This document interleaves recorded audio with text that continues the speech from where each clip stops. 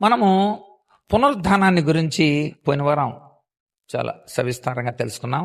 ఇంకా మిగిలిన విషయాల్ని మనము ధ్యానించవలసి ఉంది. పునరుద్ధానము.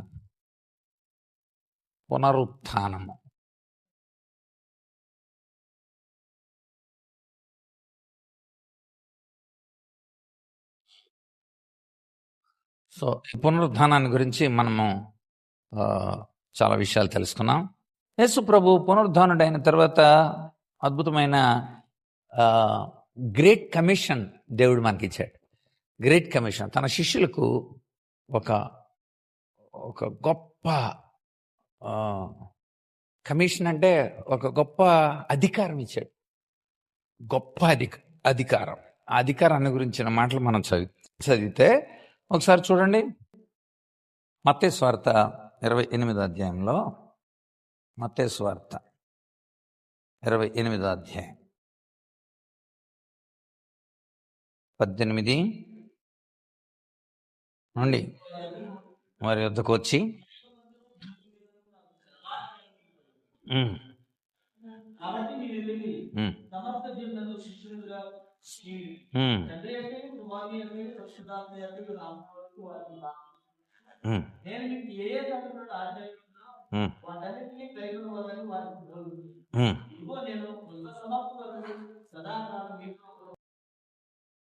ఓకే, ఎంత అద్భుతమైన మాట అండి. కనుక ఇక్కడ 9వ వచనం కూడా చూడండి. యేసు వారిని ఎదుర్కొని మీకు శుభమని చెప్పాను. వారు ఆయన వద్దకు వచ్చి ఆయన పాదములు పట్టుకొని ఆయన్ను మొక్కారు. ఇక్కడ దేవుడు తన నమ్మిన బిడ్డలకి ఇచ్చిన ఒక అద్భుతమైన గ్రేట్ కమిషన్ అంటారు దాన్ని. ఆ కమిషన్లో ఉన్న ప్రముఖమైన 4 విషయాలు నేను మీతో చూపిస్తాను. ఆయన పునరుద్ధానుడైన తర్వాత ఆయన ఇచ్చిన గ్రేట్ కమిషన్లోని 4 విషయాలు. మొట్టమొదటిది 28:18. మత్తయి సువార్త 28:18 ఏముంది? మళ్ళీ చదవండి. వచ్చి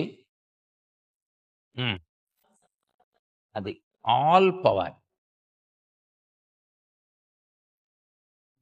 సర్వాధికారం. సో సర్వాధికారం ఇవ్వబడింది. సర్వాధికారం కలిగిన వాడుగా పునరుద్ధానుడైన తర్వాత క్రీస్తు కనిపిస్తున్నాడు. నెక్స్ట్ తర్వాత 28వ అధ్యాయం 19వ వచనం.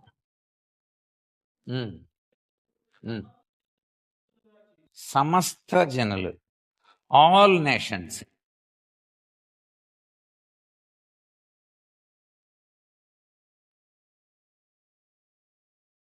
సమస్త జనులు.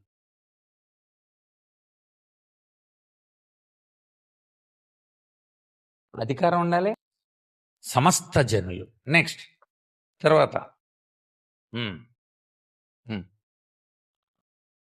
బాప్తిస్మం ఇస్తూ వాటన్నిటినీ, ఆల్ థింగ్స్,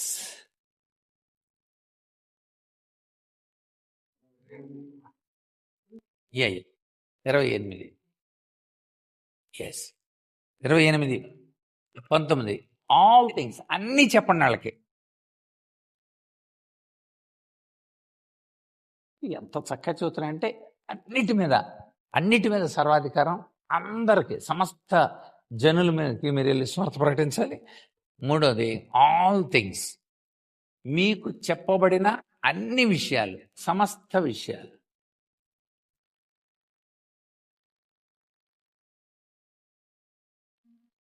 మరొక చెప్పండి. తర్వాత యుగ సమాప్తి వరకు సదాకాలము. ఓకే, సదాకాలం మీతో ఉంటా. All the days.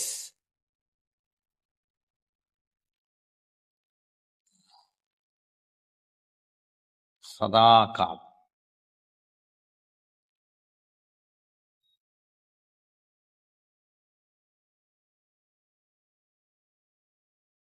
సదాకాలం.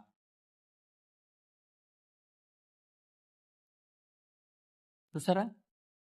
అసలు మనం ధ్యానిస్తున్నప్పుడే ఆల్ పవర్, సమస్త సర్వాధికారం నా దగ్గర ఉంది, సమస్త అధికారం. అక్కడ 3 మాటలు చెబుతాడు.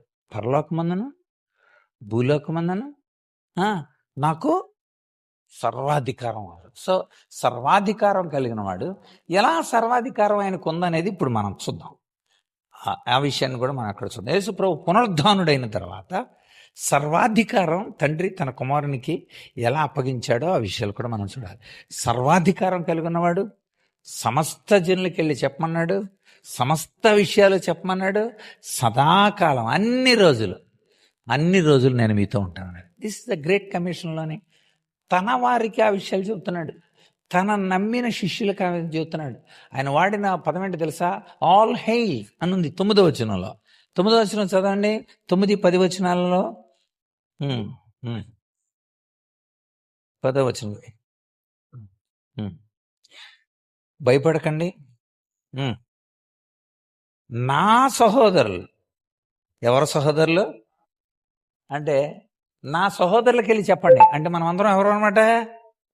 ఆయన సహోదరులు.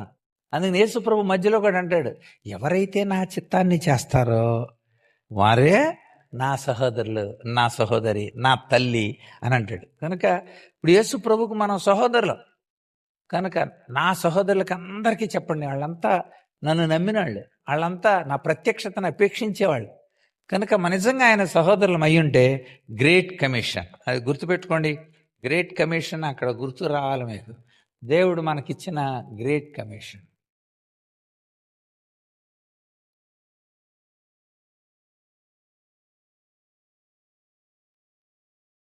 కనుక గ్రేట్ కమిషన్, ఆ గ్రేట్ కమిషన్ పొందిన వాళ్ళు ఎవరంటే ఆల్ హెయిల్, మనమే ఆయన సహోదరులు.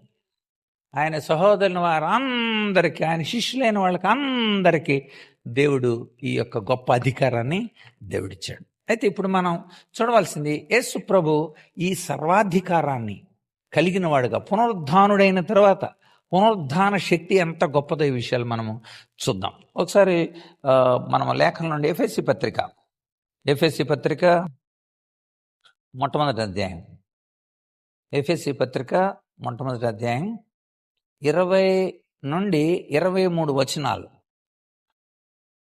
చూడండి. అక్కడ ఒక్కొక్క పదం చక్కగా రాయబడి ఉంటుంది అనమాట. ఆ బలాతిశయం చేత లేపి అన్నిటి ఆధిపత్యాల కంటే, అధికారం కంటే, శక్తి కంటే, ప్రభుత్వం కంటే, ఈ యుగమునందు మాత్రమే కాదు రాఘవనందును కూడా అన్ని నామాల కంటే హెచ్చుగా కూర్చుండబెట్టుకుని ఉన్నాడు. మరియు సమస్తమును ఆయన పాదాల కింద ఉంచి సమస్తం పైన ఆయన శిరస్సుగా ఉంచాడు. చూసారా, పునరుద్ధానుడైన యేసు క్రీస్తు ఎంత ఆధిక్యత, అధికారం కలిగి ఉన్నాడో ఇప్పుడు మనం రాద్దాం. అక్కడ రాయబడి అనమాట. ముందు అక్కడ ఎఫెసీ పత్రిక, ఎఫెసీ 1వ అధ్యాయం 20 నుండి 23 అక్కడ ఇప్పుడు నోట్ చేయండి. వరుసగా మనం నోట్ చేద్దాం. మొట్టమొదటిది ఆయనకు ఆధిపత్యం కంటేను, నెక్స్ట్ అధికారం కంటేను, తర్వాత శక్తి కంటేను, తర్వాత ప్రభుత్వం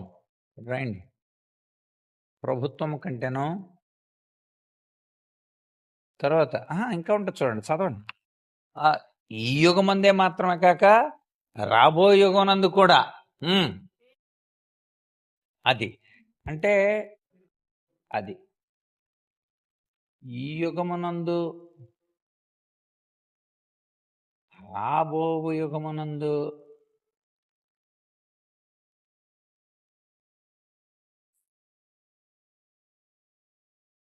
ప్రతి నామము కంటే హెచ్చుగా చదవండి. అంటే అన్ని నామముల కంటే అని, ప్రతి నామం కంటే అన్ని నామాల కంటే. ఇప్పుడు తర్వాత ఇంకా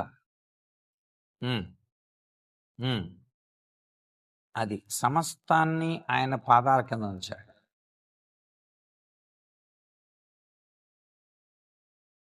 సమస్తాన్ని ఆయన పాదాల క్రింద ఉంచాడు. ఇంకా ఉమ్,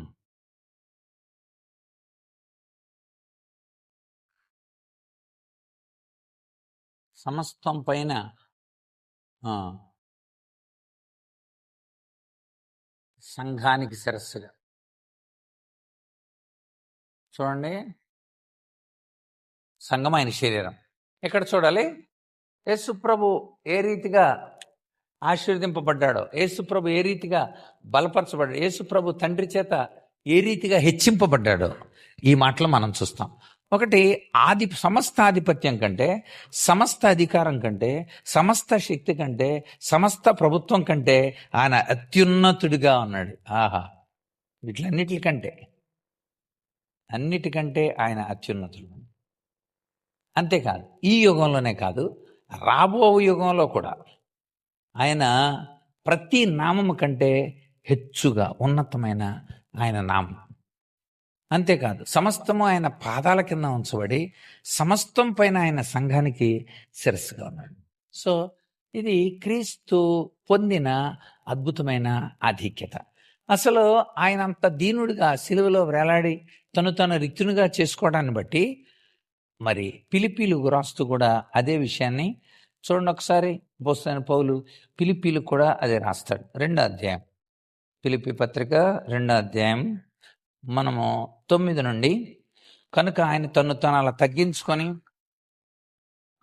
చూడండి ఒకసారి. ఇంకా ఫిలిప్పీ పత్రికలో రాస్తున్నాడు. ఇక్కడ ఫిలిప్పీలకు రాస్తుంటాడు ఆయన. ఫిలిప్పీ పత్రిక అక్కడ నుండి మొదలు, ఫిలిప్పీ 2:9 నుండి మనం చూస్తే, అందుచేత పరలోకమందు ఉన్న వారిలో కానీ, భూమి మీద ఉన్నవారిలో కానీ, భూమి కింద ఉన్నవారిలో కానీ ప్రతి వాని మోకాలు యేసు నామమున వంగుద్ది. చూసారా ఎంత అద్భుతమైన ఆధిక్యతని తండ్రి తన కుమారునికి ఇచ్చాడో. అందుచేత అక్కడ రాసుకోవాలి మనం, పరలోకమందు ఉన్న వారిలో కానీ,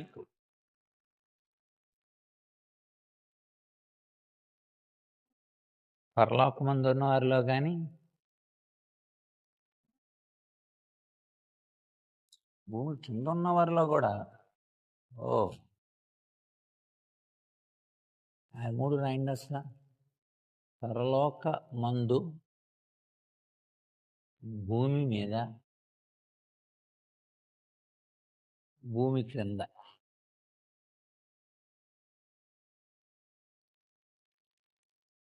ఓకే, ప్రతివాని మోకాలు.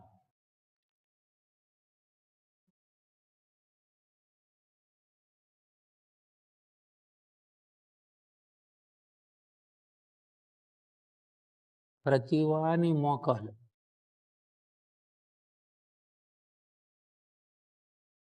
తర్వాత యేసు నామమున వంగుతుంది. వంగును.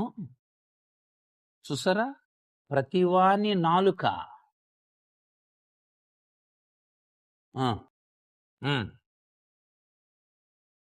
యేసుక్రీస్తుని ప్రభు అని ఒప్పుకోండి. ఎందుకంటే రక్షణ పొందాలంటే యేసు ప్రభు అని నీ నోటితో ఒప్పుకొని దేవుడైన మృతుల్లో నుండి లేపిన నువ్వు విశ్వసించిన నువ్వు రక్షింపబడతావు. రోమపత్రిక 10:9 ప్రకారం. కనుక ఇక్కడ ప్రతి వాని మోకాలు యేసునామములో వంగుతుంది, ప్రతి వాని నాలుక యేసుక్రీస్తు ప్రభు అని ఒప్పుకుంటుంది. ఒప్పుకొన్నట్లు చూసారా, అక్కడ ఒప్పుకొన్నట్లు. ఇదంతా తండ్రి చేసిన కార్యం, తండ్రి కుమారుని ఎడల చేసిన కార్యం.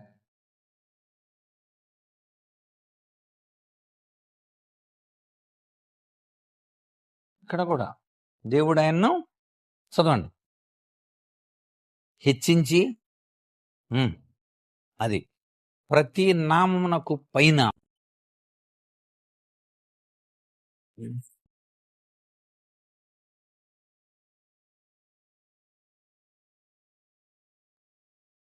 పైనామము తండ్రి.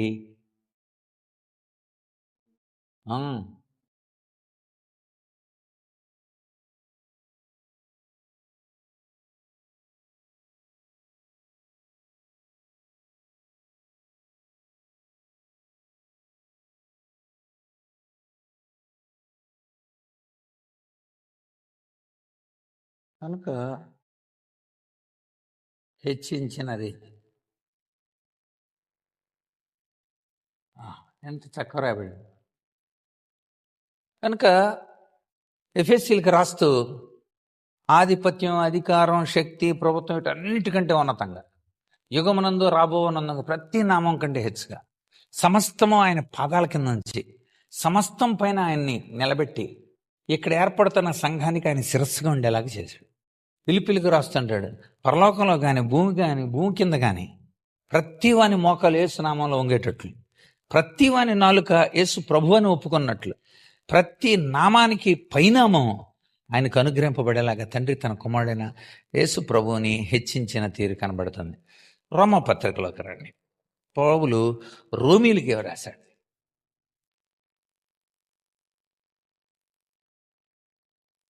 రోమాపత్రిక మొట్టమొదటి మనము 2 నుండి 7 వచనాలుగా మనం చదివితే అదంత పెద్ద కాంప్లెక్స్ అండి.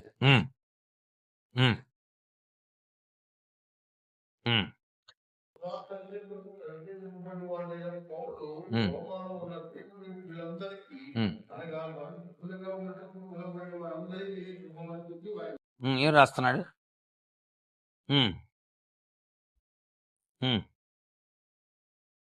కలుగును గాక దేవుడు తన కుమారుడు మన ప్రభు అయిన యేసుక్రీస్తు విషయమై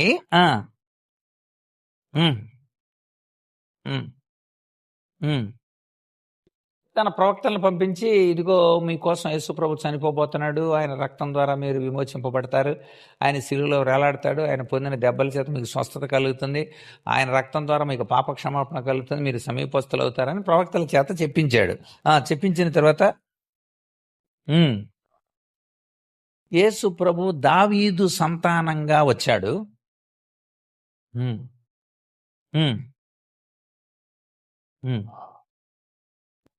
అది ఫిజికల్గా దావీదు సంతానంలో నుండి వచ్చాడు. కానీ తిరిగి లేచిన తర్వాత, ఇప్పుడు చెప్తున్నాడు, తిరిగి లేచిన తర్వాత చదవండి ఇప్పుడు, దేవుని కుమారుడిగా మన ఆత్మను బట్టి, అంటే తిరిగి లేవడం ద్వారా ఆయన కలిగిన గొప్ప ఆధిక్యత, యేసుక్రీస్తు కలిగిన అన్ని నామాల కంటే అత్యున్నతమైన నామంగా కదా. మనకి 4:12 ఉంటుంది, ఈ నామంని మనం రక్షణ పొందవలేను. మనుషులకి ఇవ్వబడిన మరి ఏ నామం వలన కూడా మనం రక్షణ పొందలేము. ఇక్కడ మనం క్రీస్తుని హెచ్చించినంటే వీటికి మధ్యలో మీరు అది గుర్తుపెట్టుకుంటే 4:12 చదవండి. అక్కడ మనకు కనబడింది అపోస్తల కార్యం 4:12లో ఏమని ఉంటుందో ఇది రాద్దాం. అక్కడ అంటే అది ఎవరి వలన రక్షణ కలగదు, ఈ నామనే రక్షణ, అంటే ఈ నామానే రక్షణ. చూసారా, ఇక్కడే చెప్పేశాడు, ఆకాశము కింద మరి ఏ నామాన, అంటే అన్ని నామాల కంటే పైనామం, అన్ని నామాల కంటే, అంటే యేసు ప్రభు యొక్క అద్భుతమైన నామం ఎంత హెచ్చింపబడిందో చెప్తున్నాడు. పౌలు రోమీలకు రాస్తూ చెప్తున్నాడు, ఆత్మను బట్టి దేవుని కుమారుడిగా ఉన్నాడంట. దేవుని కుమారుడిగా, చూసారా, దేవుని కుమారుడు, ఇది రాజుని దేవుని కుమారుడిగా రుజువయ్యాడు. ఆయన దేవుని కుమారుడు, అందుకే తిరిగి లేచాడు. దేవుడైతేనే లెగిస్తాడు. అప్పటి వరకు ఆయన ఒక సామాన్యుడిగా చూస్తున్నారు కదా. ఆ రోజుల్లో నాస్టిసిజం చెప్పాను నేను, జ్ఞానతత్వవాదం కూడా ఈయన ఒక కామన్ మ్యానే. మధ్యలో ఆయన క్రీస్తు అనబడిన మెస్సియా ఆత్మ వచ్చినప్పుడు చిన్న చిన్న గొప్ప కార్యాలు చేస్తున్నాడు కానీ అని జ్ఞానతత్వవాదం చెప్పింది ఆ రోజుల్లో. జ్ఞానతత్వవాదం దానికి ఇప్పుడు నోరు మూతపడింది. జ్ఞానతత్వవాదం చెప్పింది ఆ రోజుల్లో. కనుక ఈ జ్ఞానతత్వవాదం ఆ రోజుల్లో ఏమని చెప్పిందంటే, యేసుప్రభు ఒక సామాన్యుడు అని చెప్పింది ముందు. అసలు ఆయన ఒక సామాన్యుడు, ఆయన అందరిలాగానే ఒక సామాన్యుడు. క్రీస్తు ఆత్మ అప్పుడప్పుడు వస్తుంది, క్రీస్తు ఆత్మ ద్వారానే సూచ్యక్రియలు, ఇవన్నీ కాదని తెలిసింది. యేసు క్రీస్తు కాదు, యేసు క్రీస్తు కాదు, అంటే యేసు వేరు క్రీస్తు వేరు అలా చెప్పిందనమాట. ఇప్పుడు కాదు, ఆయనే ఈయన, అది నిరూపించాడు. అందుకనే ఈ జ్ఞానతత్వవాదం, ఇన్కర్నేషన్, శరీరధారిగా నమ్మలేదు. వాళ్ళు శరీరధారాన్ని ఏమంటారు? ఇన్కర్నేషన్ అంటారు. శరీరధారి అయి కృపాసత్య సంపూర్ణుడిగా మన మధ్య ఉన్నాడు అన్న విషయం నమ్మలేదు అది. కనుక వీళ్ళందరికీ జవాబు ఇది. గలేషియన్స్ కానీ, తెస్సలోనికైనా కానీ వీళ్ళందరూ బాగా వ్యాప్తి చెందింది. కొరింథియన్స్ కానీ వీళ్ళందరూ కూడా ఈ జ్ఞానతత్వవాదం ఆ రోజుల్లో బాగా ప్రబలమైంది. కనుక వాళ్ళకంత రుజువిస్తున్నాడు అనమాట. యేసు దేవుని కుమారుడు ప్రభావముతో. చూసారా అక్కడ రాయబడిన మాట, అది కూడా రాయండి అక్కడ. ప్రభావముతో నిరూపించబడిన వాడు అని ఉంటుంది అక్కడ. ప్రభావముతో నిరూపింపబడినవాడు. అది ప్రభావంతో నిరూపింపబడ్డాడు. తాను కూడా రుజువులు ఇచ్చాడంటే అందరికీ. రుజువులు ఇచ్చాడని ఎక్కడుంది? 40 రోజుల నుండి రుజువులు ఇచ్చాడని ఎక్కడుందండి? అపోస్తల కార్యాలు 1:3 రుజువులు ఇచ్చాడు తానే. శ్రమపడిన తర్వాత 40 రోజులు వాళ్ళకి అగ్గుపడుతూ దేవుని రాజ్య విషయాన్ని గురించి అన్ని విషయాలు చెబుతూ, చూసే ప్రమాణాల దగ్గర ఒకటని అనుకుంటా చూడండి, రుజువులు అనమాట. అది భుజువులని రాయకండి. ఎక్కువ మంది రుజువులను రాయక భుజువులని రాస్తారు, ఇంకొక ఒత్తు పెట్టారు. అది రుజువులు రాసి రుజువులు ఇచ్చాడంట ఆయన. Very good. అందుకే ఆయన రుజువులు ఇచ్చాడు. రైట్. రోమిలకు రాస్తే ఇంకేమన్నాడు? ఆయన ప్రభావంతో నిరూపించుకున్నాడు, ఆయన రుజువులు ఇచ్చాడు. అది ఈయన నామముననే సమస్త జనులు విధేయత పొందుతారు. అది ఈ నామము వలననే సమస్త జనులు, అది సమస్త జనులు విధేయత కలిగిన వారుగా మార్చబడతారు. అంటే ఇంత క్రితం అవిధేయులైన మనం ఈ నామం ద్వారానే విధేయులుగా మనం తీర్చబడతాం, విధేయులుగా మార్చబడతాం. రైట్. తర్వాత ఇంకా ఈయన ద్వారానే, క్రీస్తు ద్వారానే కృప. ఈ క్రీస్తు ద్వారానే కృప పొందాము మేము. ఆయన గొప్పతనం అదే. ఎందుకని? ఆయన కృప కలిగిన వాడుగా, ప్రాణం పెట్టి కృప కలిగిన వాడుగా ఆయన మన కోసం ఆకాశానికి భూమి మధ్య వేలాడి కృపచేతనే మీరు రక్షింపబడి ఉన్నారు కదా. ఎఫెసీ పత్రిక 2:8 అండి, చూడండి ఒకసారి ఆ పక్కన. ఎఫెసీ పత్రిక 2:8 ఏమనుంది అక్కడ? విశ్వాసం ద్వారా కృపచేతనే, అది మీ వలన కలిగింది కాదు, దేవుని. చూసారా, అది కృప. అలాగా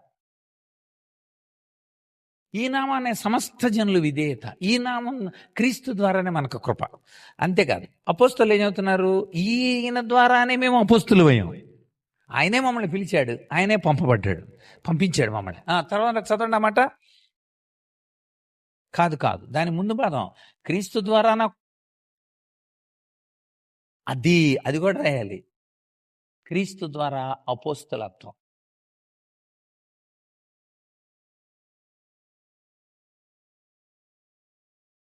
అపోస్తలత్వం అంటే అపోస్తలు ఏం చేసినా ఏ నామంలో చేశారండి? అంతే. ఉదాహరణకి ఒక కుంటివాడిని వాళ్ళు చూశారు దేవాలయపు ద్వారం ఉన్నది, శృంగారం అనే దేవాలయం. వాళ్ళు ఏమన్నా ఇస్తారేమోనని ఎదురు చూస్తున్నాడు. వెంటనే పేతురు ఏమన్నాడు? యోహాన్లు ఏమన్నారు? వెండి బంగారములు మా యొద్ద లేవు, మాకు కలిగిందే ఇస్తున్నాం. మాకు కలిగింది ఏంటో తెలుసా? నజరేయుడైన యేసు నామమున లేచినాడు. అంటే అపోస్తలులందరూ క్రీస్తు ద్వారా, అంటే క్రీస్తు నామములో అపోస్తలత్వం కనబడి, క్రీస్తు నామములో వాళ్ళు అపోస్తలత్వం కలిగి ఉన్నారు. కనుక ఇది కూడా మాకు క్రీస్తు ద్వారానే కలిగింది. ఆయనే పంపించాడు. కనుక ఇంకా కొంచెం ముందు చూద్దాం. రోమిలకు రాసిన పత్రిక 1వ అధ్యాయం కొంచెం చదివితే ముందుకి. తర్వాత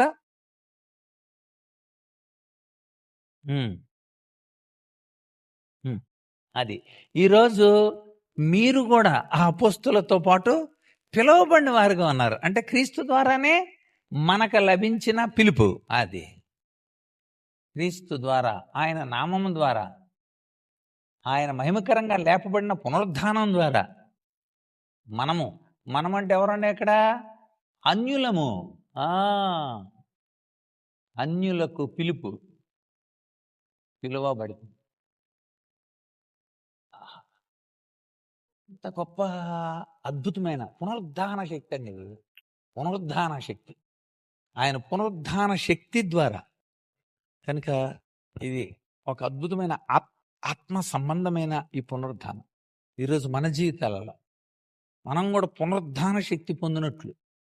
కనుక ఆయన ఇంత బలాన్ని, సమస్తము ఆయన సర్వాధికారం కలిగినోడుగా, సమస్త జనులకెళ్ళి మనల్ని స్వార్థ ప్రకటించేవారుగా, సమస్త విషయాలు మనకు చెప్పినవన్నీ చెప్పేలాగా, సమస్త కాలం లేక సదాకాలం మనతోనే ఉండే రీతిగా ఆయన అత్యున్నతమైన శక్తిని ఎలా కలిగి ఉన్నాడో మనకు కనబడుతుంది. హెబ్రీ పత్రికల నుండి కూడా ఒక మాటని మనం చూద్దాం. హెబ్రీలకు రాసింది కదా పౌలు. హెబ్రీలకు రాస్తూ 2వ అధ్యాయం, హెబ్రీలకు రాస్తూ పౌలు 2వ అధ్యాయంలో ఏమన్నాడు? 2వ అధ్యాయం 9-10 వచనాలు. హెబ్రీ పత్రిక నోట్ చేసుకుని ఇక్కడ 2 పాయింట్లు రాసుకుంటే 2వ అధ్యాయం 9-10 వచనాలు. దేవుని కృప వలన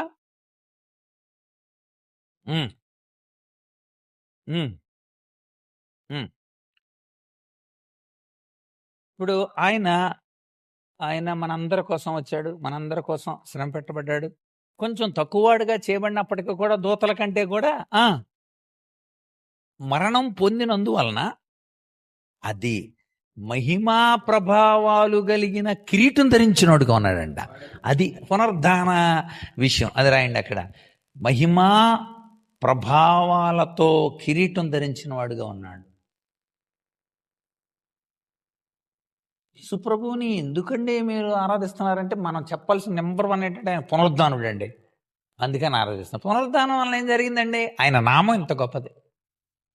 అప్పటి వరకు ఒకవేళ సామాన్యుడిగా అందరిలాగానే చచ్చిపోయాడరా, అందరిలాగానే చెప్పాడరా అని అనటానికి లేదు. అక్కడ తిరిగి లేవడం ద్వారా అత్యున్నతమైన నామంగా ఆయన నామం పరిగణింపబడింది.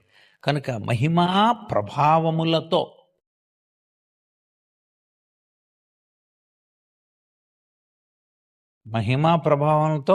కిరీటం ధరించిన వాడుగా, అది ఆగండి, కిరీటం ధరించినవాడు ఆయన ఉన్నాడు. పునరుద్ధానం అంటే అది అంత గొప్ప, అంత ప్రభావం కలిగింది. ఇంకొక పదం వాడతాడు అక్కడ.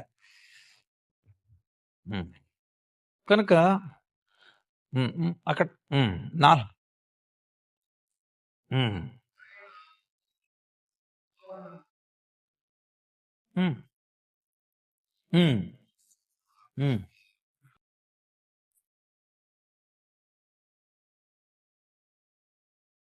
ఇక్కడ అనేకులైన కుమారులను మహిమకు తెస్తుండగా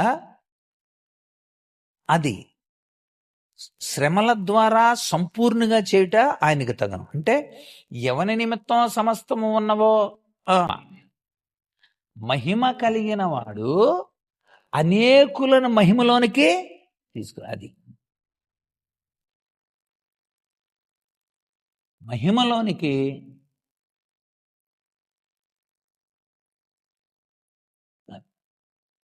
సో ఆయన మహిమా ప్రభావాలు కలిగిన వాడు, మనల్ని మహిమలోనికి తీసుకురాగలిగిన వాడు. మొదటి అధ్యాయం కూడా మొదటి అధ్యాయం 4 నుండి వరుసగా 8 వచనాలలో ఒక 3 చూడండి. మొదటి అధ్యాయం 4 నుండి 8 వచనాలు. ఓకే, ఆయన దేవుని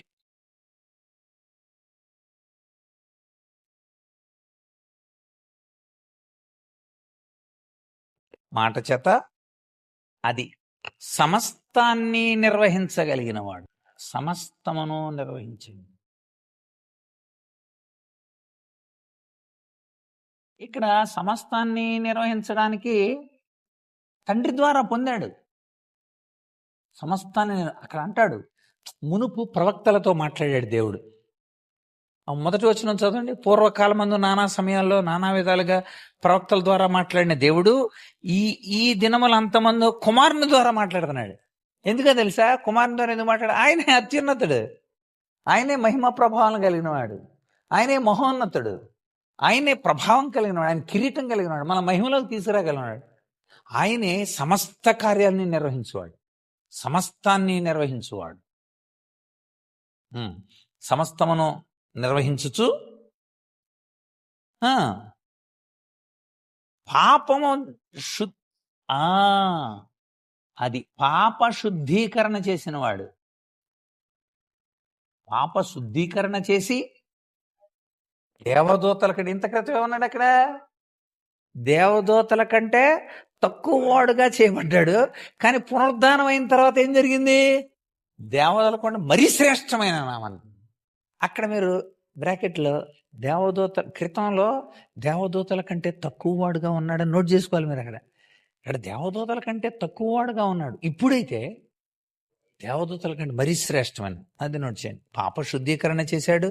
అంతేకాదు దేవదూతలందరికంటే శ్రేష్టమైన నామం పొంది అని ఉంటుంది. దేవదూతల కంటే శ్రేష్ఠ నామం, శ్రేష్ఠ నామం పొందాడు. దేవదూతలు వచ్చి ఆయనకి పరిచర్య చేయాల్సి వచ్చింది. అనేది దేవదూతలు అలా ఆజ్ఞేస్తే దేవదూతలు వెళతాయి. అలాంటిది ఆయనకు దేవదూతలు వచ్చి ఆయనకు పరిచారం చేసేది. దేవదూతల కంటే తక్కువ వాడుగా ఆయన చేయబడ్డాడు. ఆ టైంలో మన కోసమే, మనల్ని ఉన్నతంగా దేవుని బిడ్డలుగా చేయడం కోసం. చూడండి అక్కడ శ్రేష్టమైన నామం పొంది ఉన్నత లోకం. చదవండి. అది ఉన్నత లోకంలో ఉన్నతుడైన దేవుని కుడిపర్శన కూర్చున్నాడు. అది కూడా అది నోట్ చేయండి. ఉన్నత లోకంలో ఎంత అత్యున్నతుడు చెబుతున్నాడు. ఉన్నత లోకమందు మహామహుడుకు దేవుని కుడిపర్శన. మహామహుడు, మహామహుడగు దేవుని కుడిపర్శన.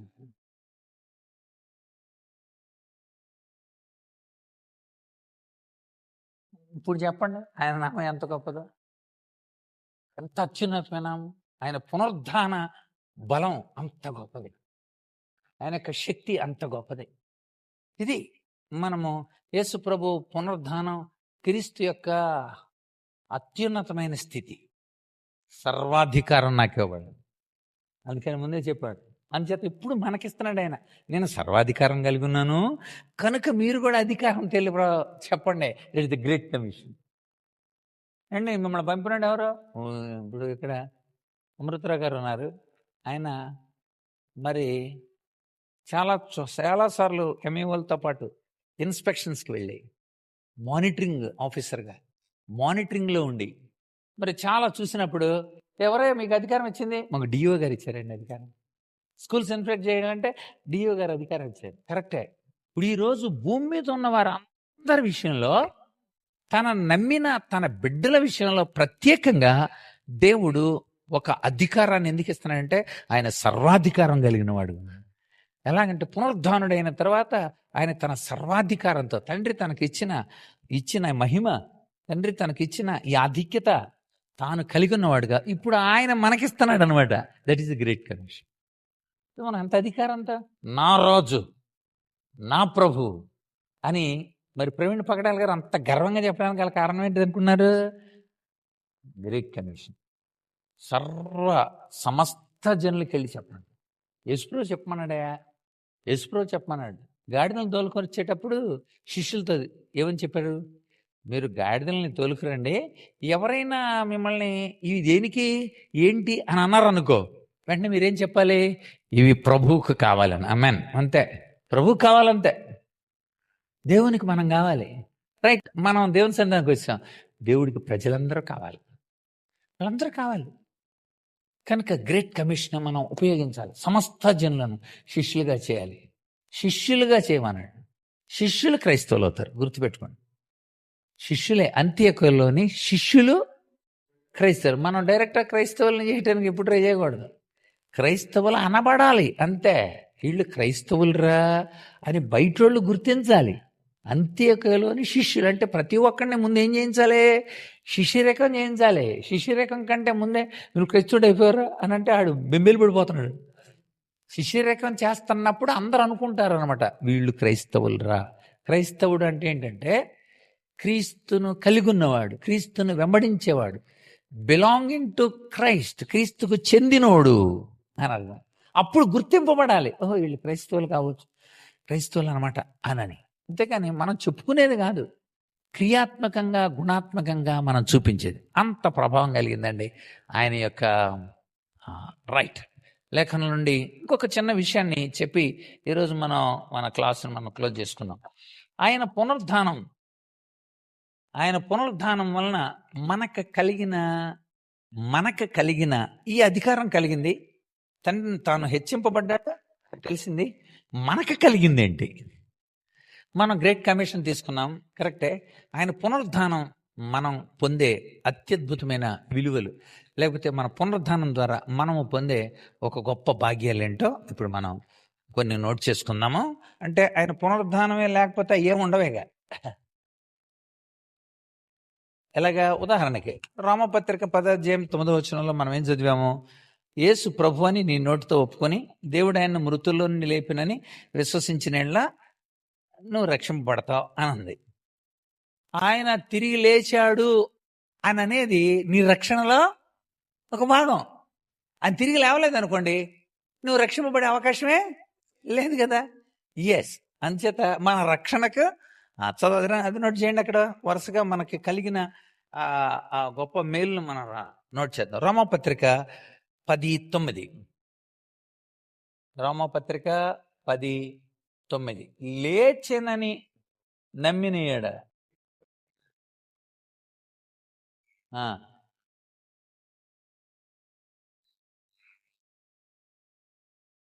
నువ్వు రక్షింపడ.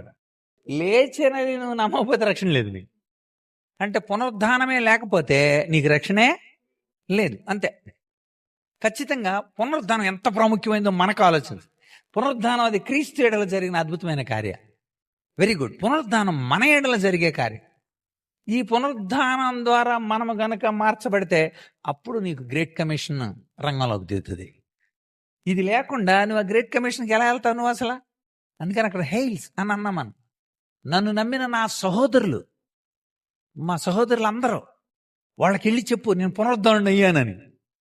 కనుక నిజంగా ఆయన మనందరి కోసం యేసుప్రభు చనిపోయాడు అన్న విషయం నిజంగా మనం నమ్మితే, చనిపోవటం మాత్రమే కాదు ఆయన తిరిగి లేచాడని కూడా మీరు నమ్మితే అద్భుతంగా మీరు రక్షణ పడినవారు. అదే రోమపత్రికలో మనం చూద్దాం 4:25 చూడండి. అదే 4:25 రోమపత్రిక.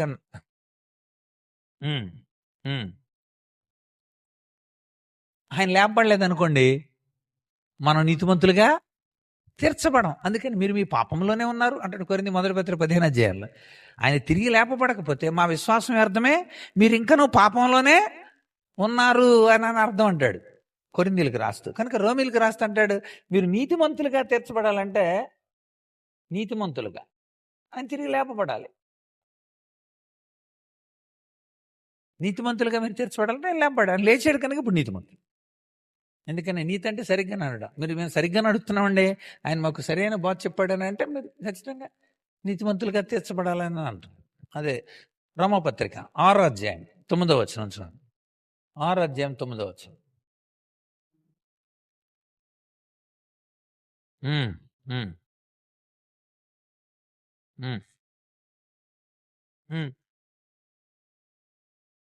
చేయదని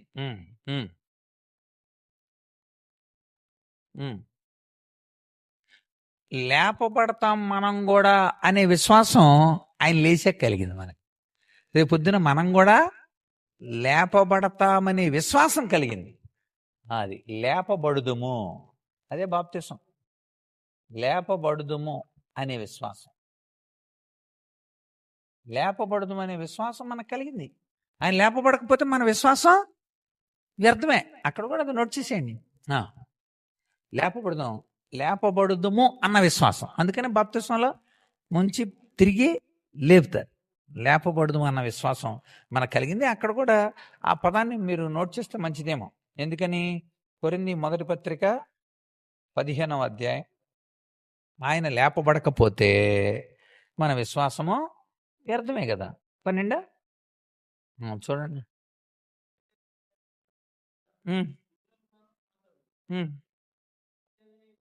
ఎలా చెప్తున్నారు మీరు? లేని ఎడల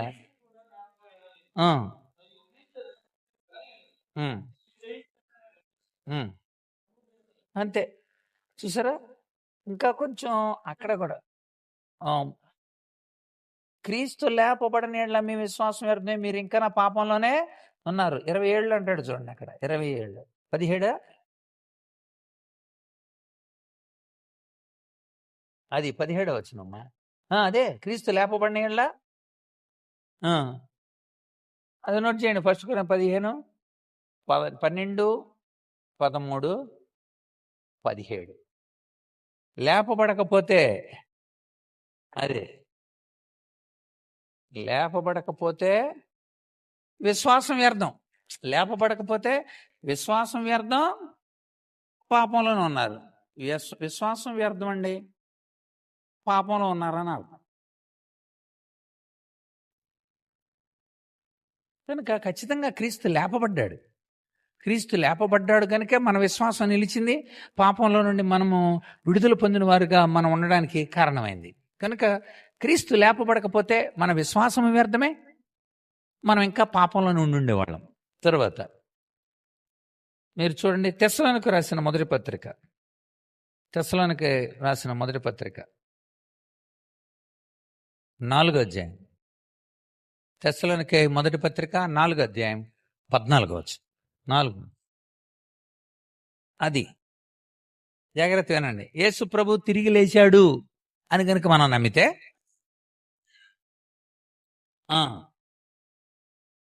అది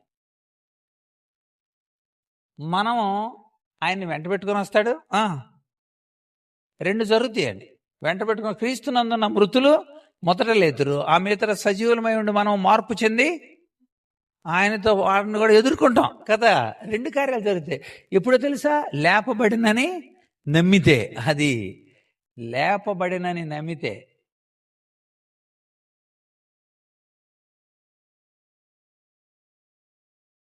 మృతులు ఆయన వెంట వస్తారు, లేపబడతారు. సజీవులు మార్పు చెందుతారు. ఇదంతా నమ్మితేనే. నమ్మలేదనుకోండి అలాగే ఉంటారు, అంతే. అది గుర్తుపెట్టుకోండి. మృతులు ఆయన వెంట వస్తారు, లేపబడతారు. వచ్చి ఆయన అక్కడ ఆగిపోతాడు. ఆయన ఆగిపోతే వీళ్ళు లేపబడతారు. ఆ తర్వాత సజీవులైన మనం మార్పు చెందుతాం. ఇది జరుగుతుంది, క్షణకాలంలో జరుగుతుంది. అంటే కనురెప్పపాటులో మనలో జరిగే గొప్ప మార్పు ఇది. కనుక తెస్సలోనికే పత్రిక ఈ 4వ అధ్యాయంలో ఎస్కిటాలజీకి సంబంధించిన కీ వెర్సెస్. ఎందుకంటే క్రీస్తు అలా వచ్చి తీసుకొచ్చి వాళ్ళందరినీ కూడా వదిలితే, ఆయన అక్కడ ఉంటే వాళ్ళంతా ఇలా లేపబడితే మనము మార్పు చెంది మనము కలిసి ఆయన్ని ఎదుర్కొంటాం. ఇది ఎప్పుడు జరుగుతుంది తెలుసా? లేపబడినని నమ్మితే. నమ్మలేదనుకోండి అలాగే ఉంటారు. ఆ తర్వాత వచ్చి ఆయన తన జనాంగాన్ని తీసుకొని వెళ్ళి 7 సంవత్సరాలు ఇక్కడ శ్రమ జరుగుతుంటే, అక్కడ విందు జరుగుతుంటే, ఆ తర్వాత మళ్ళీ ఆ జనాంగాన్ని అంతటినీ తీసుకొని 1000 ఏండ్ల పరిపాలనగా జరిపిన తర్వాత అప్పుడు మిగిలిన వాళ్ళు ఇస్తారు, నమ్మనోళ్ళు. అందుచేత మొదటి పునరుద్ధానం కావాలా లేకపోతే 2వ పునరుద్ధానం కావాలా అని అడుగుతారు. ఆ మొదటి పునరుద్ధానం నందు పాలు పొందువారు ధన్యులు, వారి మీద మరణం పెత్తనం చేయదు అంటాడు అనమాట. అది ప్రకటన గ్రంథంలో. మొదటి పునరుద్ధానం అంటే ఏంటి? ఇప్పుడు వచ్చేసాడు యేసు ప్రభు. ఇప్పటి వరకు చనిపోయిన వాళ్ళందరినీ కూడా వెంట పెట్టుకొని వస్తాడు, నమ్మిన వాళ్ళందరినీ. అలా ఆయన నిలుస్తాడు మధ్యాకాశంలో, అయితే మేఘమండలం మీద ఆయన ఉంటాడు. వీళ్ళందరూ తిరిగి లేస్తారు, మనం మార్పు చెందుతాం. మనం కలిసి అక్కడ విందులోకి వెళ్తాం. ఇక్కడ శ్రమలు ప్రారంభమవుతాయి. ఆ 7 సంవత్సరాల శ్రమల అనంతరం అక్కడ ఆ విందులో వాళ్ళందరికీ వారి వారి క్రియలు చొప్పున కిరీటాలు పెడతాడు ఆయన. కిరీటాలు పెట్టి చక్కగా ఆ విందులో చక్కగా పాలు పొందిన తర్వాత వాళ్ళందరినీ కిరీటాలతో ఇదే భూమి మీదకి తీసుకొస్తాడు. తీసుకొచ్చి 1000 ఏండ్ల పరిపాలన జరుగుతుంది. 1000 ఏండ్ల పరిపాలన తర్వాత అప్పుడు తీర్పు జరుగుతుంది. ఆ తీర్పు జరిగి 1000 ఏండ్ల పరిపాలన సమయంలో సాతానుగాడు బంధింపబడతాడు. 1000 ఏండ్ల పరిపాలన అయిపోయిన తర్వాత సాతానుగాడు రిలీజ్ అవుతాడు. ఆ పాతాళంలో నమ్మనోళ్ళు ఉన్నారు చూసారా, వాళ్ళందరూ రిలీజ్ అవుతారు. ఆ తర్వాత దేవదూతలు కొంతమంది తిరుగుబాటు చేస్తే వాళ్ళందరినీ తీసుకెళ్లి చీకటి బిలంలో ఉంచాడు దేవుడు, వాళ్ళు రిలీజ్ అవుతారు. వీళ్ళందరినీ కూడా దేవుడు తీర్పు తీర్చి నరకంలో తోసేస్తాడు. కనుక ఆ తోసేసేటప్పుడు నమ్మనోళ్ళు ఉంటారంట. అప్పుడు అదే నమ్మాం కనుక అసలు మొట్టమొదటి పునరుద్ధానంలోనే మనం లేచాడు. ఎంత గొప్ప భాగ్యం అండి నమ్మటం ద్వారా. ఏమని నమ్మాలి? యేసు తిరిగి లేచినని పేతురు రాసిన మొదటి పత్రిక మొట్టమొదటి అధ్యాయం 2 వచనాలను నోట్ చేసుకోండి. పేతురు చెప్పిన మాటలని. పేతురు రాసిన మొదటి పత్రిక 1:3 చదవండి. స్తుతింపండుగాక. జాగ్రత్త వినండి, ఎంత చక్కగా రాస్తున్నాడు పేతురు. యేసు ప్రభు తిరిగి లేచుట వలన జీవముతో కూడిన నిరీక్షణ మనకు కలిగిందంట. ఆహా, నోట్ చేయండి. జీవముతో కూడిన నిరీక్షణ, జీవముతో కూడిన నిరీక్షణ మనకు కలిగింది. అనగా అక్షయమైంది, నిర్మలమైంది, వాడబారిని అయిన స్వాస్థ్యం మనకు కలుగునట్లు చూసారా. ఆయన లేవటం వలన మనకు అద్భుతమైన నిరీక్షణ ఏంటంటే మనం అది పొందుతాం, పరలోకం పొందుతాం, నిత్యజీవం పొందుతాం, వాడబారిన ఒక గొప్ప స్వాస్థ్యాన్ని మనం పొందుతాం అన్న నిరీక్షణ కలిగిందంటే. ఏ నిరీక్షణ అంటే స్వాస్థ్యం పొందుతాం అన్న నిరీక్షణ. ఎలా కలిగిందో తెలుసా? ఆయన తిరిగి లేచాడు కనుక. అది నువ్వు నమ్మటం వలన యేసు ప్రభు తిరిగి లేచాడు. ఇదే పేతురు పత్రికలో ఇంకొక వచనం 3వ అధ్యాయం 13వ వచనం చదవండి. 3వ అధ్యాయం 13వ వచనం.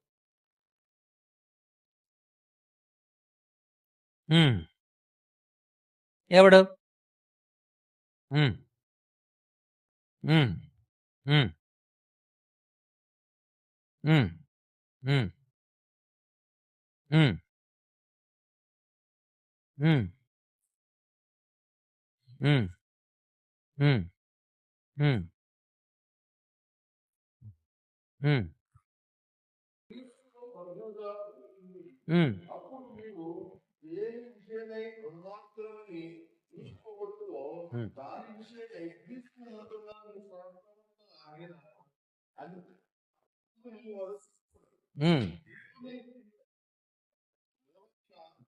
బాధపడు.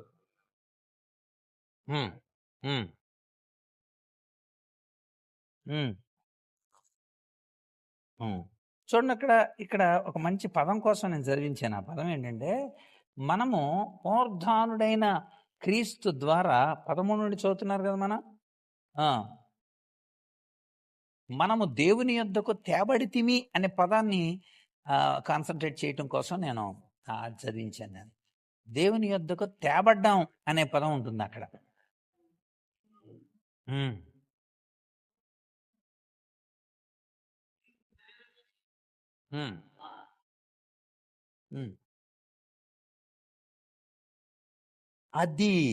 అదండి అక్కడ నుండి చదవమన్నా.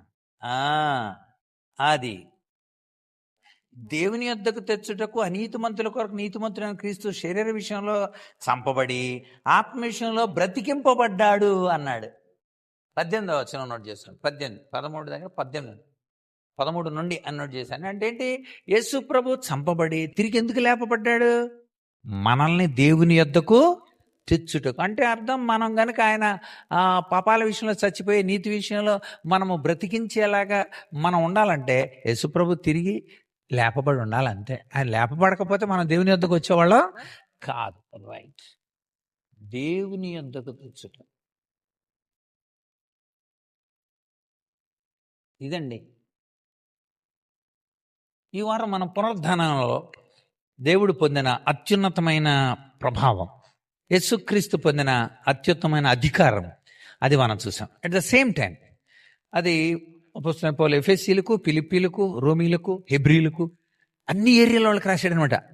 దేవుని యొక్క ఆయన గొప్పతనం ఎలాగా తన కుమారుడికి ఎలా అనుగ్రహింపబడిందో. 2, ఆయన ఈ అధికారాన్ని పొందిన తర్వాత మనకు ఆయన ఏమిచ్చాడు?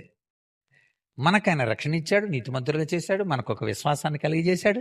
అంతేకాకుండా పాపంలో ఉండకుండా, మరణించిన వారంగా ఉండకుండా లేపబడి ఉన్నామని మృతులో ఒక అద్భుతమైన విశ్వాసం, ఒక నిరీక్షణ దేవుడు మనకు కలిగజేశాడు. ఆ నిరీక్షణ, మృతులు వస్తారు, వాళ్ళు లేపబడతారు, మనం కూడా మార్చబడతాము, ఆయన్ని ఎదుర్కొంటాము. ఈ నిరీక్షణ అంతేకాదు, అది జీవముతో కూడిన, ఆ జీవంతో కూడిన నిరీక్షణ అంటే స్వాస్థ్యం పొందుతాం మనం అందరం. అక్కడ స్వాస్థ్యం పొందుతాం మనం. పరలోకం నా స్వాస్థ్యంగా, దేవుని సమస్య కలిగి ఉన్నదంతా మన స్వాస్థ్యంగా మనం పొందుతాం. అంతేకాదు, మనం అందరం దేవుని దగ్గరికి రావాలంటే ఆయన చనిపోయి తిరిగి లేవాలి. ఎందుకంటే మనం కూడా లేపబడిన వారమై. అదే బాప్తిసం సాదృశ్యం. రోమపత్రిక 6:4 బాప్తిసం అందుకు సాదృశ్యం అని రాయండి చాలు. అక్కడ రోమ 6:4 బాప్తిస్మము సాదృశ్యం అని రాయండి చాలు. అంటే ఆయన తిరిగి లేపబడినట్టు మనం కూడా తిరిగి లేపబడ్డాం, అంతే. అదే సాదృశ్యం. అంత అద్భుతంగా ఆత్మీయమైన ఈ సమ్మేళనంలో దేవుడు మనకిచ్చే అవగాహన, ఏదైనా ఒక అంశాన్ని ఇలా తీసుకున్నప్పుడు చక్కగా కూలంకుషంగా మనము పునరుద్ధానం ఎంత గొప్పదో లోకానికి సాటి చెప్పాలి. అంచేత ఆల్ పవర్ ఆయన కలిగి ఉన్నాడు. ఆల్ నేషన్స్లో మనం వెళ్ళి చెప్పమన్నాడు. ఆల్ థింగ్స్ని వాళ్ళకి గుర్తు చేయమన్నాడు. ఆల్ ద డేస్ మనతో ఉన్నాడు. గ్రేట్ కమిషన్ వేసే మనకి ఇచ్చాడు. కనుక దీంతో మనము బలాభివృద్ధి నొందిన వాళ్ళమై సర్వాధికారి అయిన క్రీస్తు పక్షంగా మనం కూడా నిలబడి అనేక మందిని ప్రభు సన్నిధానాన్ని తీసుకురావడానికి పరిశుద్ధాత్ముడు మనందరినీ సిద్ధపరచునుగాక. ఆమేన్. ప్రార్థన చేద్దాం. మరి అమృతరావు గారు చిన్న ప్రార్థన చేయండి.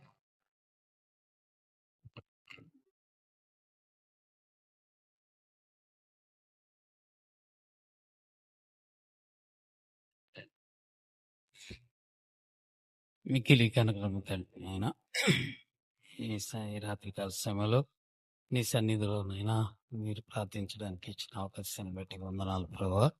ఇదిగో ఆత్మీయ సమ్మేళనంలో ప్రభా, మన ఆయన మేమందరం కూడి ప్రభా తండ్రి అనేక సత్యములు తెలుసుకోవడానికి మంచి అవకాశం ఇచ్చినందుకే వందనాలు ప్రభా. ఈరోజైతే ప్రభా పునరుద్ధాన బలం గురించి మేము ఉన్నాం ప్రభా. మేము కూడా నాయన నీలో నాయన పునరుద్ధరించబడి నీలో లేపబడి ప్రభా తండ్రి మేమందరం నీ కొరకు ప్రభా నాయనా కొరకు ప్రభా నిలబడేవారు మమ్మల్ని ఉంచడానికి సహాయం దయచేయండి. నాయన పునరుద్ధాన బలమును మాకు కూడా దయచేయండి ప్రభా. నాయన మీరు తెలియచేరనేటువంటి ప్రభా సత్యాన్ని మేము నమ్మకపోతే ప్రభా ఆ శక్తి మా దగ్గర ఉండదు కదా ప్రభా. మీరు లేచారు, మేము కూడా లేపబడతాం అనే జ్ఞానం మాకు దయచేయండి ప్రభా. ఇంకాను ప్రభా ఈ దాసుల ద్వారా అనేక సత్యములు మాకు నాయన వినిపిస్తున్న విధానాన్ని బట్టి కూడా వందనాలు ప్రభా. నాయన దాన్ని అనుసరించి నాయన మార్పు జీవితాలు మాకు దయచేయండి ప్రభా. స్థిరమైన మనసు ప్రభా, స్థిరమైన భక్తి మాకు దయచి మనం మాత్రం వేడుకుంటున్నాం. సహాయం దయచేయండి ఆయన. నీ దాసుని నాయన ఇంకను బలపరచండి, వాడబడండి, సహాయం దయచేయండి. సత్యాలు ఇంకను మేము తెలుసుకోవడానికి మాకు సహాయం దయచేయమని తల్లోరాని యేసుక్రీస్తు ద్వారా వేడుకుంటున్నాం తండ్రి. ఇప్పుడు మన తండ్రి అయిన దేవుని ప్రేమ, కుమారుడైన యేసుక్రీస్తు కృప, పరిశుద్ధాత్మేందల అన్యోన్య సహవాసం, ఆదరణ, భద్రత చేరిన మనకును లోకములో ఆయన కోసం ఎదురు చూస్తూ ఆయన పునరుద్ధాన శక్తి ద్వారా బలపరచబడుతూ సాక్ష్యం ఇస్తున్న ఆయన జనాంగానికి అంతటికి మనకును సదాకాలము తోడయుండి నడిపించునుగాక. ఆమేన్. అందరికి వందనాలండి. God bless you. ఇద్దరు మిషనరీ యాత్రకి వెళ్ళిన ఇద్దరు దైవజనుల గురించి కూడా మీరు ప్రార్థించండి. Thank you. God bless you.